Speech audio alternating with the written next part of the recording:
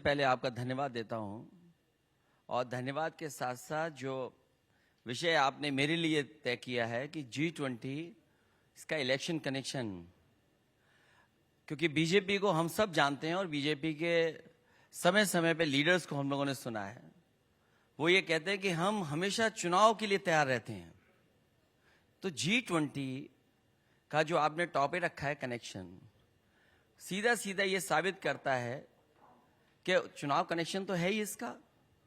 और फिर मैं तो बीजेपी से कहूंगा कि अगर हमेशा आप चुनाव के लिए तैयार रहते हैं, आप उत्तर प्रदेश में इतनी जगह इवेंट कर रहे हैं, देश में तमाम जगह हुए हैं, आप इस बार मणिपुर में क्यों नहीं करते हैं? आप कम से कम ये देश और दुनिया को संदेश जाए कि G20 मणिपुर में हुआ है, मणिपुर में हालात बिल्कुल ठीक है। इंडिया को लेकर बाहर निकल रहे हैं, जोर शोर से प्रचार प्रसार कर रहे हैं।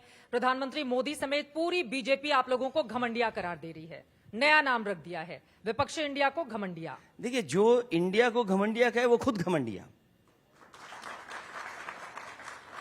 और इंडिया के साथ पीडीए है, ये ना भूलें पीडीए क्या है। इंडिया के साथ पीडीए, मैं तो आपसे कहूंगा कि आपने तो एक चैनल चलाया यूपी तक, बिहार तक, आपको एक चैनल चलाना चाहिए इंडिया आज तक। 190 दिन बाकी हैं लोकसभा के चुनाव में और उसके ठीक पहले 4 राज्यों के विधानसभा चुनाव भी होने हैं। आप लोग लगातार लगे हुए हैं, लेकिन परिवारवाद जिसको लेकर बीजेपी लगातार हमलावर है कि परिवारवाद क्विट इंडिया प्रधानमंत्री की ओर से कहा गया, तुष्टीकरण के मुद्दे पर कांग्रेस और आप पर सीधा वार है और भ्रष्टाचार को बार बार उनकी ओर से उठाया जाता है कि भ्रष्टाचार चूंकि ये लोग कर रहे हैं, डरे हुए हैं, इस वजह से अपने आप को बचाने की कोशिश है, आम लोगों से इनका कुछ भी लेना देना नहीं है। तो पहले मैं किसका जवाब दूं? परिवारवाद का? आपको जो उचित लगे। मैं जिस हॉल में जब मैं आया हूं, आपके दिए हुए एक कार्ड को मैंने उस टेबल पे देखा है, वो मंत्री क्या परिवारवाद का हिस्सा नहीं है? ज्योतिरादित्य सिंधिया की महाराजा ज्योतिरादित्य सिंधिया।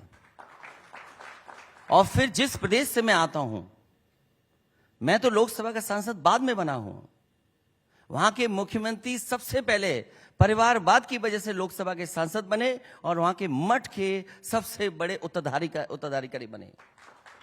क्या वो परिवारवाद नहीं है? बस मैंने 2 ही नाम बताए हैं, कहो तो मैं पूरी सूची बता दूं। अध्यक्ष के बाद अध्यक्ष कौन बनेगा, पार्टियों में सबसे बड़ा चेहरा कौन होगा, इसको लेकर बीजेपी आप लोगों से सवाल क्या पूछती आप है। इलेक्शन कमीशन के जो तरीके हैं पॉलिटिकल पार्टीज को काम करने के, उस पर सवाल खड़ा कर रहे हैं आप? उस पर सवाल कैसे खड़ा कर सकते हैं आप?